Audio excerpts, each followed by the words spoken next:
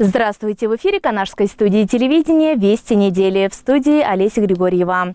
Осторожно, возможен сход снега с крыш. С приближением весны памятки такого содержания можно увидеть на всех зданиях города.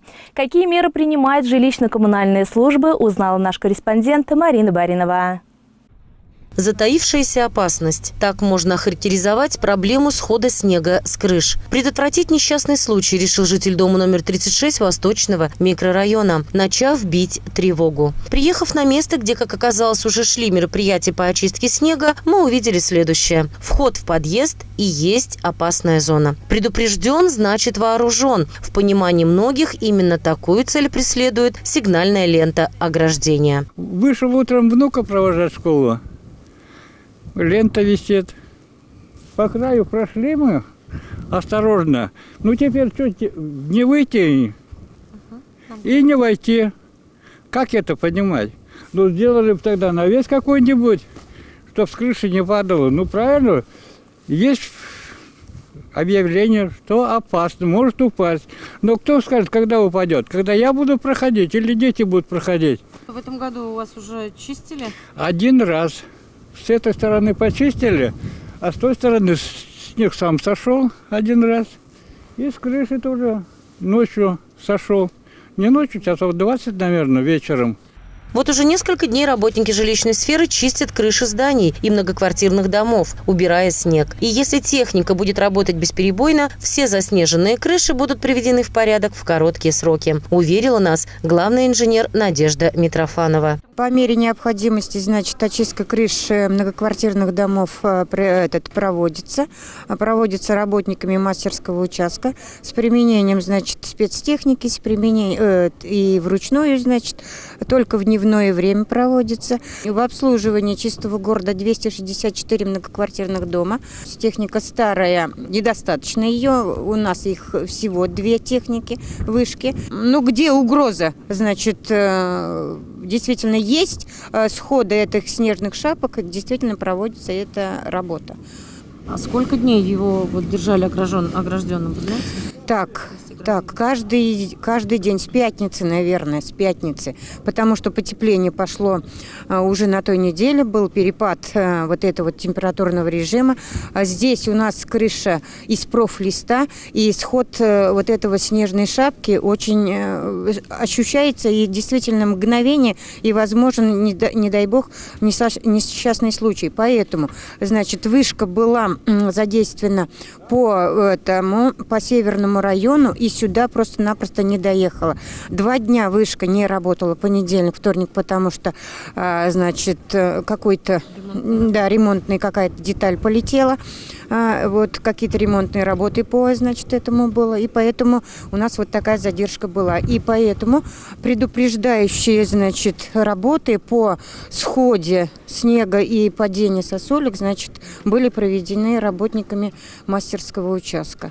Несмотря на все усилия работников ЖКХ, все же не забывайте соблюдать элементарные меры безопасности. Будьте осторожны, берегите себя и своих близких. Марина Баринова, Вениамин Григорьев, Павел Павлов. Специально для программы «Вести недели». Поиск людей – ответственное, сложное, порой опасное дело, которым регулярно занимаются волонтеры. Как правильно и успешно проводить поиски? Об этом представители поискового отряда «Лиза Алерт» говорили с канашскими активистами. Краеведческий музей стал местом встречи неравнодушных людей. Поисково-спасательный отряд «Лиза Алерт» занимается поиском пропавших людей. Приоритет отдается детям и пожилым, а также заблудившимся в природной зоне. Отряд «Лиза Алерт» существует в 47 регионах России. Нас довольно много, у нас довольно много добровольцев. Мало масштабных поисков, но в масштабах страны, в принципе, это удивительно, что столько людей, которым все равно, которые свое личное время тратят на то, чтобы искать кого-то, казалось бы, совершенно постороннего. И у нас постоянно прибавляется количество как регионов новых, которых появляется Лиза Алерт, так и городов внутри регионов. И это очень приятно. Давайте вот в том же духе все делать, чтобы нас становилось еще больше.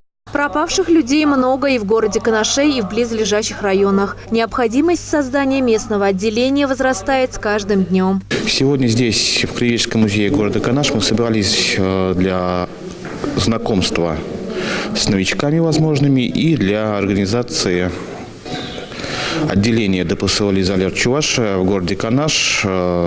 Почему? Потому что это крупный железнодорожный узел, и с образованием отделения здесь будут прикрыты южные районы республики, как южные районы республики, так и сам Канашский район, откуда достаточно большое количество заявок на поиск. Прошу не оставаться в стороне. Чужих детей, чужих пожилых людей не бывает. И в подобной ситуации, не дай бог, конечно, может оказаться каждый. Лиза Алерт – название взято из жизни в честь пропавшей маленькой девочки. Небольшой видеоролик об этой истории представили вниманию канашцев.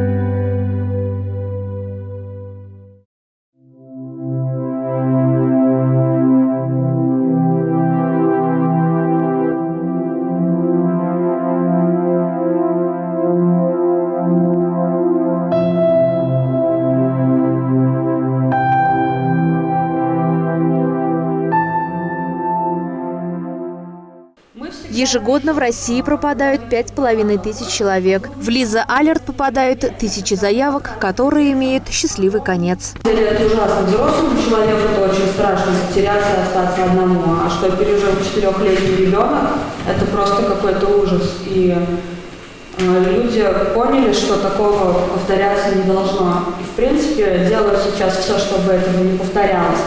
Когда первый раз на поиске собралось очень много добровольцев, сначала их было несколько сотен, потом это в интернете набирало все больше и большую популярность, люди приходили каждый день искали, но проблема была в том, что никто не знал, как искать. Поисковый отряд существует с 2010 года. За это время волонтеры научились действовать четко. Есть определенные правила, есть план, как искать, как прочесывать местность. Нам на самом деле бы хотелось видеть отделение в Канаше, потому что Канаш – это большой транспортный узел, здесь огромное количество людей теряет. И по свидетельствам здесь многих наших пропавших видели последний раз. Плюс очень много тех, кто из других регионов проезжает здесь, потому что узел-то большой, транспортный и не только железнодорожный. Поэтому это будет очень полезно и очень важно в первую очередь для нас. Лиза Алерт не принимает и не будет принимать финансовую помощь. Люди идут помогать другим людям добровольно. Как признаются волонтеры, они не могут по-другому. Официальная группа есть в социальных сетях. Имеется бесплатный номер для всех регионов России. Он круглосуточный. 8 800 754 52. По телефону принимается заявка. Затем отлаженная система начинает работать. Отряд взаимодействует с полицией. Поэтому первое, что должны сделать родственники пропавшего, подать заявление в отделение внутренних дел. Дети могут попасть в опасность, даже если уходят куда-то с соседом, то есть, казалось бы, знакомый человек. Такое тоже бывает. Вот, это все очень грустно. Поэтому профилактическое направление мы считаем одним из самых важных и приоритетных. Предотвратить поиск гораздо проще, чем найти человека. Поиски ведутся как пешим путем, так и транспортным, в том числе авиационным. Отряд принимает помощь не финансово, а оборудованием, приспособлениями, информационными буклетами, листовками. Приветствуются лошади и обученные собаки. Они оказывают большую помощь. Всю обучающую информацию дают уже на местах. В отряде состоят люди всевозможных профессий и взглядов, которых объединяет одно – желание помочь. Волонтеры задавали вопросы, изъявили желание вступить в поисковый отряд «Лиза Алерт». Олеся Григорьева, Вениамин Григорьев, Павел Павлов, Краеведческий музей. Канаш в 11-й раз принял участие во всероссийской массовой гонке «Лыжня России». В рамках забега на лыжи встали 4028 участников. На месте финальных стартов находилась и наша съемочная группа. «Лыжня России-2019» в очередной раз собрала в городском парке культуры и отдыха не только ведущих спортсменов, но и всех любителей зимнего вида спорта. Сегодня действительно основная часть населения города находится в нашем дорогом родном парке, который с каждым годом у нас благоустраивается. И тем более благоустраивается под чутким взором наших горожан. Это очень радостно, то, что сегодня веселые лица, горожане больше озабочены здоровым образом жизни. И будем дальше на направлении этом работать, создавать условия. Во дворах у нас уже работа пошла, создаются плоскостные сооружения. Для лыжного вида спорта мы сегодня работаем над тем, чтобы сертифицировать свою трассу родную здесь. У нас будет своя сертифицированная трасса, чтобы принимать здесь более высокого уровня соревнования. И будем усложнять эту трассу. Есть определенные наметки, за лето мы как раз эту работу проведем. Сборные команды города в течение всего зимнего периода представляли муниципалитет на самых ответственных республиканских стартах, в связи с чем и были награждены спортивными шапочками с логотипом «Лыжня России-2019». Лидера сборной Кристину Кротову отметили специальным призом – спортивной формой. Всероссийский праздник – это для спортсменов, для различных людей, всех видов. Это праздник для нашей страны, по сути. И мы рады, что такие соревнования проводятся в нашем городе, во всей России. С первых же минут оргкомитет по проведению соревнований постарался создать в этот день атмосферу настоящего праздника. И это отметили все. Я считаю, что в Чувашии и в России достаточно много людей, и в Канашском районе в том числе, достаточно много людей, любителей здорового образа жизни. Вот в этом я на 100% убежден, и все ценят, что свое здоровье мы должны и следить сами за ним, и должны достигать этого простыми вещами. Почаще вставать на лыжи, почаще выходить на природу, заниматься простыми видами спорта, активно вести свой образ жизни. Очень приятно видеть огромное количество детей, которые стоят на лыжах, катаются на ватрушках, родителей, предприятий, студентов. Очень хорошо организованы данные мероприятия. Трасса замечательная. С удовольствием принимаю сама в этом мероприятии участие. И горжусь тем, что наш город процветает. Первыми на старт вышли участники вип-забега. Вслед за ними началась эстафета команд в составе по 3 человека. Дистанцию проходили с максимальной скоростью, но это не мешало участникам оставаться в отличном настроении. Ну, как настроение? Хорошее, очень спасибо, погода. И трасса очень хорошая. Так легко бежал, спасибо. Отлично. Как прошли трассу? Хорошо. Без падений. Очень хорошо. Погода отличная. Дома с семьей занимаетесь лыжами? Да, выходим периодически с детьми. Сюда в парк приезжаем, в Березовую рощу катаемся. Настроение супер, трасса замечательная. Прилетели как на крыльях. Сегодня прекрасный зимний день. Я принимаю участие на «Лыжне России» от отдела ЗАГС администрации города Канаш. Сегодня у меня прекрасное, бодрое, такое позитивное настроение. Я ежегодно участвую, очень рада этому. Мне это поддерживает здоровье, дарит нам, как я уже сказала, позитив и бодрость. Советую всем принимать участие, активное участие в жизни города. В группе школьных команд второй год подряд участников распределяют на 2 категории – А и Б. В А вошли школы, в которых работают секции по лыжному спорту, и в состав которых вошли представители сборных команд города. Во вторую – команды, не располагающие подобным составом. Такое распределение позволило повысить конкурентоспособность всех без исключения коллективов. Мы бежим за 11-ю школу на самую большую дистанцию. За 3-ю школу, в которой мы учимся. Будем стараться очень сильно. Итоговый протокол показал следующие результаты. Среди мужских команд первое место заняли южные электрические сети. Среди женских – команда детско-юношеской спортивной школы имени Владимира Петровича Воронкова. В копилку спортивных достижений учащиеся общеобразовательных школ номер 3 и номер 5 добавили по 3 золотые медали. 7-я и 11-я – по 1. Среди средних специальных учебных заведений победителями стали студенты строительного техникума и педагогического колледжа. Марина Баринова, Павел Павлов, «Лыжня России». А на этом наш выпуск завершен. Удачной вам недели. До свидания.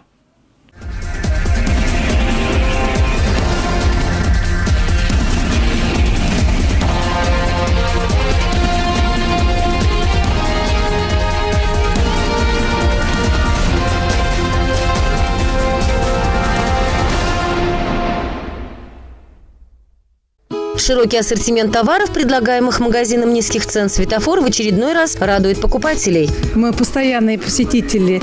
Здесь очень широкий выбор, но и очень приветливые продавцы. Здесь довольно аккуратно, просторно. Поэтому мы сюда приходим. Часто сюда заезжаем, в этот магазин. Нам здесь нравится. Большой выбор. Просторно здесь. Цены небольшие, приемлемые. Главное, выбор большой. Мы здесь покупаем, отовариваемся. Обилие товаров повседневного спроса, хозяйственных и детских, одинаково подкупают как женскую половину, так и мужскую. Входим в магазин «Светофор», в принципе, часто, чем остальные супермаркеты. Ребенку подгузники, средства личной гигиены, там, колбасы очень вкусные, недорогие. Детское питание тоже для ребенка есть. В магазинах самообслуживания «Светофор» покупатели приобретают товары по низким ценам благодаря высоким требованиям к поставщикам. В магазины «Светофор» напрямую от поставщиков поступает товар, поэтому мы можем предлагать населению товар по выгодным ценам. Также всегда мы предлагаем дополнительные акции, чтобы ваши покупки стали еще выгоднее. Приходите в магазин «Светофор» за умными покупками. Экономьте вместе с нами. Будем рады вас видеть. В линейке товаров магазина «Светофор» также присутствуют кондитерские изделия, консервация, бытовая химия и многое другое. Подавляющее большинство товаров производятся и поставляются отечественными компаниями. Магазин «Светофор» – демократичные цены. Магазин «Светофор» – один из лидеров рынка среди магазинов товаров народного потребления по очень демократичным ценам. Магазин «Светофор», город Канаш, улица Котовского, дом 4.